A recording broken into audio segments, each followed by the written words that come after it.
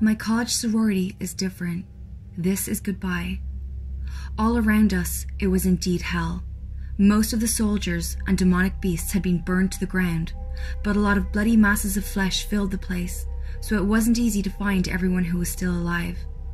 I tirelessly searched for the last cert, afraid that he made it to the third Pegasus, or worse, to the gate to our world that Bastet was guarding. "You were fantastic. How did you see him?" I asked Red Dragon, as the two of us rode side by side. I took a bet, figured that I could probably see invisible things with my blind eye if I infused magic energy on it. "She's so cool, I can't even," Troyfall remarked, forgetting her grief for just a moment. She was searching for cert among the corpses, with the help of some Aishiths, while the rest of us covered the aerial view. I decided to mimic Red Dragon and infuse my eyes with some mana. It stung as hell, but my vision was clearer than ever. Just then, it was like a scene out of a movie, as the first beast of the revelation fell with a heavy thud that made the very seams of reality tremble. I spotted the last cert, riding a leviathan that seemed to be swimming mid-air. The leader of the Aishiths threw Lilith's sword back to me. "Thanks for trusting us with that, Your Majesty. What can we do for you now?" "Protect Gorgon," I commanded. She was already pretty hurt and out of poison to shoot with the machine gun. "Jeanne, Cass, Red Dragon, stay close." They quickly joined me. I raised the flaming sword in the air. "I don't have a sacrifice to give, but you can have my soul, if that's enough," I said, and the sword glistened differently, like it was able to understand me. My 3 remaining sisters held my hands and shoulder, and I felt the warmth of their magical energy and will to fight being poured on me, then running through my veins. I continued. "We don't have a lot of time. We're giving our everything to protect the world. We're tired and almost dry. I just want to end this and bring my girlfriend and sisters home, so I'm pouring all my magical energy on one last incredible hit. All my sisters gave me, and all my sisters will give me. We daughters of Bastet are one. Hecate, Dreamcatcher, wherever your souls are, I know you can hear me. Give me your powers one last time. Nama Zohar Aish, Alat Blat, Ak Kiol, Katakin."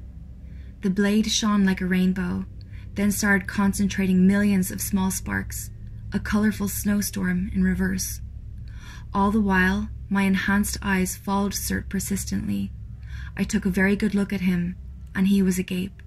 It was the first time I ever saw fear in those evil, sly eyes. He knew he was a goner, and I did too.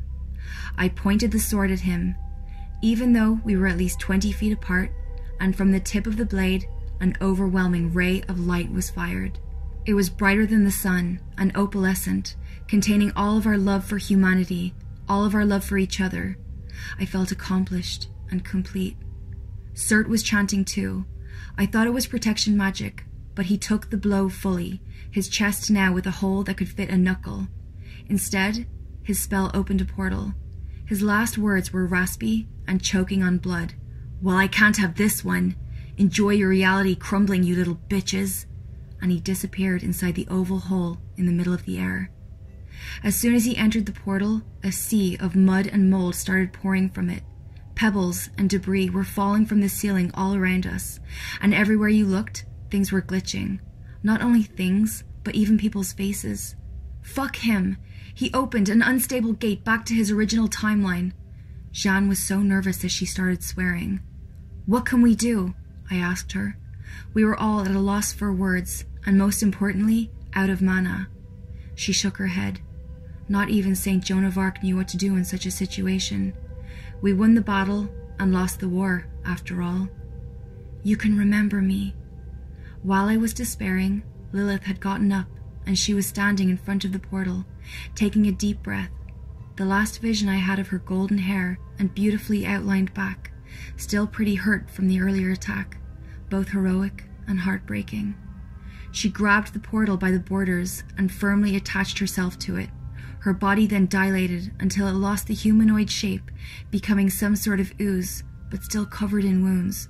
The timeless girl I loved was now just a giant lid made of flesh, the perfect size to cover the ripple in reality opened by the last cert. "Please don't do this! I need you so much!" I begged. I couldn't believe how easily she was willing to sacrifice. I'll always love you, Sam, she said with immense effort. It was clear that she was bracing herself over her limits and in horrible pain. What used to be her hand was still holding tightly to cover the hole. I'll always love you all, but you will always be special.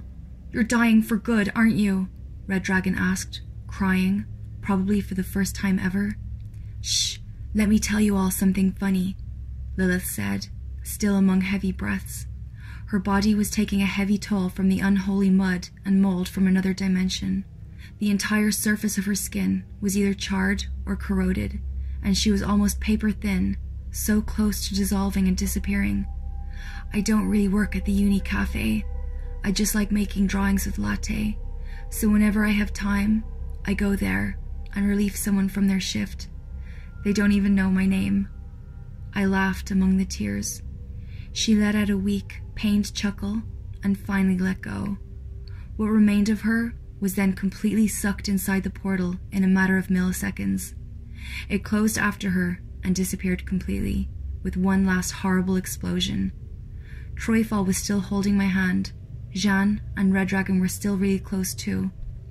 It's a nice way to die, I thought, and squeezed them tightly as the walls around us seemed to collapse and everything went red. When I opened my eyes for the next time, Bastet was licking my face, slowly healing my superficial wounds with sacred cat saliva. I was lying in the middle of the arcane circle in our living room. Kathy, Jeanne, and Red Dragon were beside me, unconscious and hurt, but clearly breathing. For a moment, I couldn't remember why we didn't have Lilith. Sam? I heard a vaguely familiar voice. It was Hemina. I was so glad to see a friend of mine alive and well that I wanted to hug her. Please, don't get up. You're too injured, she gently adverted me. I'll get you some water. I'm sure you're really thirsty. While all the others were still unconscious, Hemina explained to me that she'd been arrested and deported, but 2 days ago she was sent some papers and money to come back. I was sure it was Jeanne's doing, but I didn't say anything. So when I arrived, Bast was guarding this portal-like thing in the manor and asked me to sense if the battle was over. I sensed multiple magical sources, but they were all still. So we entered it to rescue you. You were all passed out. Some nice lady demons were guarding you, but most of them were dead. Poor Aishiths. They were so good to me. What happened to Master? I found Siren Song's body, but I couldn't see her anywhere. I couldn't answer that. I could never answer that. The time went by, although painfully slowly. We organized a memorial service for our fallen sisters. Troyfall dropped out, and we never saw her again. I can only hope she found happiness in a world without Siren Song. I know I haven't gotten used to a whole reality without my Lilith. I can only dream that the Sam from that timeline found her and fell for her too. The rest of us did our best to go on with our lives. Kathy only had mild neurological damage after giving her body to summon one of the most powerful deities in history, so one could say she was fine. She was able to graduate and all, majored in chemistry, of course. Jeanne considered her lost eye atonement for every bad thing she had to do so we could win. She took over Multiplier's charity. Hemina and Bastet did their best to cheer us up. I ended up as the president of our sisterhood, but we closed our admissions. Red Dragon and I dated for a while. We didn't exactly love each other that way, but the two of us craved the familiarity. She had dated Lilith too, so she was the only one in the world that could understand an ounce of my eternal devotion and pain. Besides, she was a beautiful, badass woman I really admired. Our relationship healed everything that could be healed, but most things couldn't. After Red Dragon, I've dated other people, both men and women, and even ended up marrying. Nothing will ever be the same, but I know she would want me to try being happy. I keep remembering the final explosion.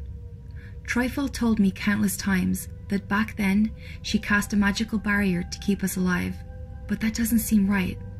All of us had given the last ounces of our mana to kill Cert number 7. Besides, she couldn't be casting magic if she was holding my hand. Barriers need to be cast with your 2 hands. Sometimes I think we all actually lost there, and the earth was destroyed along with the underworld. Knowing the endless suffering that would come upon us, Troyfall mercifully trapped me inside an illusion so I didn't have to know. But of course, she can only craft an alternate reality made of one's worst memory, and mine is losing Lilith. A bittersweet memory because, as I write this, I'm holding my newborn daughter for the first time. She was born with 3 faces.